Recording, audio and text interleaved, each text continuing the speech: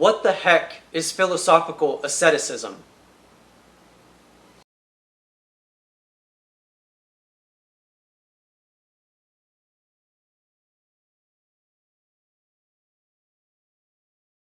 Hi, I'm Phoenix and welcome back to my YouTube channel. I'm very excited because today I'm going to talk about Diogenes the Cynic as part of my Philosopher series. So without further ado, let's dive right in. Now, I've been reading a book published by Oxford World Classics, which includes sayings and anecdotes by Diogenes the Cynic, which was the source material in which I used in order to contemplate and think through and read about Diogenes and his ideas. You might be wondering who Diogenes was, however, and that is a valid question. Diogenes was an ancient philosopher and definitely was someone who did not fit into society in terms of what you might expect, but who nonetheless had a biting wit and a creative approach about his own unique ideas about life. And I think that it is very interesting that he was able to live his life in the way that he thought best, as we would hope a true philosopher would. We would hope that philosophers are willing to live by their ideas and test their ideas, and I would say that Diogenes was precisely one of those kinds of people. Now, Diogenes is very interesting because he was a philosophical ascetic. It's a term that I use to describe kind of his approach. And there are two terms to unpack there. One is philosophical philosophy, and you might have gotten an idea of how I identify philosophy in that definition through my Philosopher series. But the basic idea is that philosophy is inquiry into different ways of viewing the world, and it is exploration into different ways of thinking. And so Diogenes definitely fits into this tradition. In terms of asceticism, this is often seen in religious traditions as an example of monks who renounce the world as an example. But the idea of asceticism is people who renounce the world in some way or go against the grain of what is expected from them in society.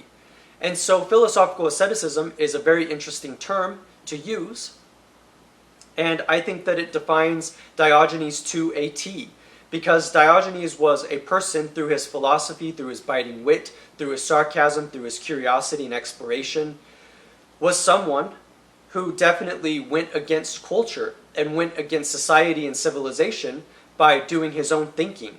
He was so much of a unique thinker and going against the grain that he honestly held a lamp in the daylight, which makes no sense nowadays. Why would you hold a lamp whenever there is daylight outside?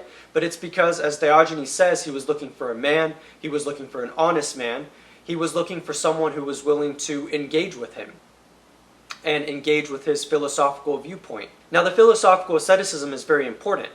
Diogenes was a person who literally lived on the streets in probably the most purely non-academic way possible. And yet, like Socrates of whom roamed the streets as well, asking questions to people and being an interlocutor, you would realize that it definitely is a tradition in philosophy to ask questions, and to ask questions in unconventional ways, and to explore the world and explore the world of ideas. And that is definitely something that Diogenes has done and did do in his lifetime. But he takes it a step further because he sees philosophy as not being super intellectual, but rather in line with the Stoic tradition, as I've talked about with thinkers such as Marcus Aurelius and Epictetus. Philosophy is very much a way of life. Philosophy is a way of renouncing the world and asking your own questions and coming to your own conclusions, all of which is very important and very fascinating. And so, for Diogenes, he liked living on the streets. He liked this very rough and tumble kind of approach to philosophy, and he felt that it was a way of life, and that to be a philosopher was not to engage in Platonic and Socratic and Aristotelian dialogues, as an example, but was rather to be a certain way, and to live your life in the way that you feel is best through your philosophical practice, and utilizing your ideas, your real ideas, in the world, and seeing how they turn out. And that was why Diogenes, in my estimation, incorporated philosophical asceticism into his view, because philosophers don't need anything. And this was literally what Diogenes said, which was that he didn't need anything. And so this definitely paints a picture of what he was like and what he was willing to give up in the relentless search for truth and for living a pure life. Now, I've mentioned that Diogenes was opposed to too much intellect, and so he was constantly pushing against the academic tradition, challenging Plato, and he also challenged Alexander the Great in his own way by not thinking of life and society as being about status. He's rather saw life as being basically equal for everyone. There was no one who was better than anyone else, and that meant for Diogenes that he wasn't concerned about power structures, and he wasn't concerned about power plays and people of power, which was why he was able to challenge people, because he didn't think that he didn't think that there were any questions that were off limits. But he also challenged Plato. This has been a critique throughout history, that Plato was much too academic in his approach, that he was much too intellectual, and that he didn't see philosophy as being a way of life, as being a way of living. And I definitely think that there's some truth to this. I think that Diogenes has captured, through his philosophical approach, something that is very true sometimes, in that it was very easy for Plato to get carried away by his own discoveries and by his own intellectual curiosities, and that he, in some ways, divorced himself from the world by being too abstract and by being too philosophical, so to speak.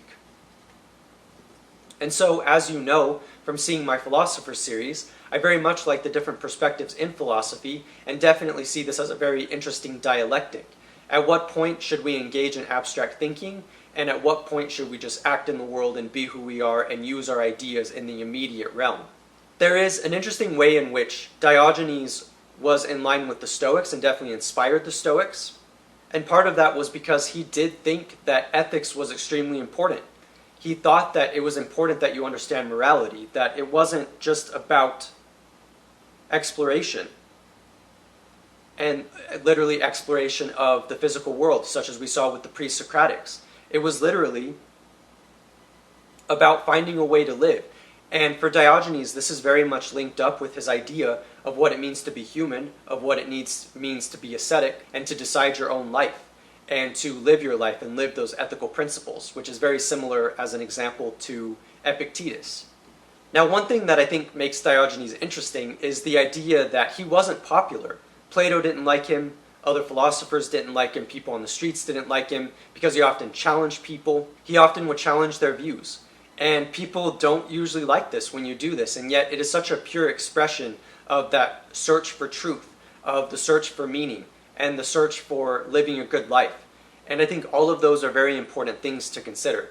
And so it is very interesting to think that Diogenes linked his curiosity about the world with his relentless questioning in a similar way to Socrates, by questioning people and by asking questions and by not giving up on that role. And I would say linked with this is his way in which he was critical of authority, the way in which he felt as though it wasn't important for a hierarchy in civilization wasn't important. It was literally about finding your own answers. Now, the Cynic school very much influenced Stoicism, and it also influenced other thinkers.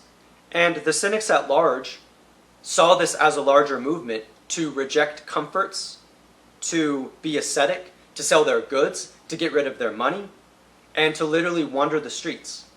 And even though in some ways this may not seem so philosophical, because it certainly is not highfalutin in a way that Aristotle or Plato were, it is still nonetheless an interesting view because, as I've stated, Diogenes was a person who very much wanted to challenge himself and challenge his views and see how he could apply his views and beliefs and ideas to the world at large and the world that was around him. And so you may know from thinking about asceticism that part of it is relinquishing the world, is renouncing the world, of letting go of what you think that you need in order to be happy. But also part of that, almost in kind of a Buddhist but definitely Stoic sense, is this idea of not being afraid of death. it is very humorous when reading some of the anecdotes that Diogenes was not worried about what would happen to his corpse whenever he died. He basically would be fine with just being thrown into a narrow plot of land, a very narrow tomb, grave, so to speak. And it is really fascinating to think about that, because it does seem as though death really isn't that important, that we place so much attention on this kind of beautification of it or proper ritual. And Diogenes was just like, throw me in the ground. And so it may be a little bit dark compared to our tastes about death. Death is very serious to us, but Diogenes nonetheless had a very biting satirical wit about death, and he wasn't afraid. And I think even if we should take death seriously and see death as being something that affects us and affects the people around us and society, we still also shouldn't be so afraid of it, which is also in line with Stoicism. The idea of realizing that death will not take over our whole lives, that we can still live these lives that we have now, and that we should laugh about it sometimes. We should not take it seriously, just to have a different perspective. And I think that that's very important to keep in mind. Now, I will admit, I like Diogenes. I think that he has a very interesting approach. I wouldn't necessarily call it playful, because it is very biting, and he is very critical, and he's not afraid of conflict. But I definitely think there are things to learn in that. We spend so much emphasis on elaboration and excess and ornamentation in our lives, and we forget the basic desires that we have to just understand life and to find meaning, and to live our own lives, and to wonder, and to be curious, and to think about things. And I think that even though Diogenes does this in a very unconventional way, I think it is nonetheless a very important way of a very important possibility for approaching the world. I know that in my Philosopher series, I often talk about the literal abstract ideas of the philosophers in which I'm engaging with, but there is a way in which I do think that philosophy also needs to be coupled with a way of life. It can't just be about abstract puzzles. It can't just be a strict way of thinking. We want to open up our lives to the world at large and our minds. We want to be able to imagine things in real time and to not be afraid of burdens and things that are outside of our control. In a very interesting way, I think Diogenes is one of the most lighthearted philosophers, even if he's also very critical. I think that he's one of the most lighthearted philosophers that I've covered so far in my Philosopher series, and I definitely think that he offers an interesting perspective that is certainly worth engaging with. It seems to me that this is an interesting way of viewing the world, that it's not just about what we think, but it's also the way in which we live. And this, as you'll remember from my episodes in the past, such as on Cicero, that ethics are important, but so is applying those ethics. And so we can definitely relate this to the idea of having an ethical system, but not too abstract, that we can apply to the world and that we can apply to our lives. One thing that I've been thinking about a lot recently is how it makes a lot of sense to apply our ideas and there is a beauty in that, in using your ideas in the world in real time and finding a way of expressing yourself philosophically and by way of your own ideas and using your ideas in life. It isn't easy to do, which is why I think Diogenes in a lot of ways was also very brave and courageous, because he was bucking up against society. He didn't care if he wasn't popular, he didn't care if people didn't like his ideas, and he really was just having a good laugh, just enjoying life. There's a very humorous anecdote where he's asking a statue for money, and people ask why he's doing that, and he's just like, I just need to practice getting rejected. And I think that that is another example of his humor and his ability to see life as being somewhat of a cosmic joke. Not in every aspect, of course, and definitely there are things that we should take seriously, but there are certain aspects that we shouldn't overdo, and that we shouldn't overthink, and that we should enjoy life as it is. So yeah, I find Diogenes to be very interesting for all of those reasons, and more. So I definitely encourage you to check out his book, which includes his sayings, and I think that you will find it very interesting, because it is definitely an interesting approach.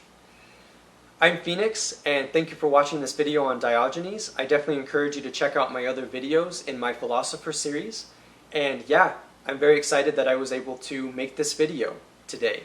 I'm Phoenix, thank you for watching, and I will see you next time.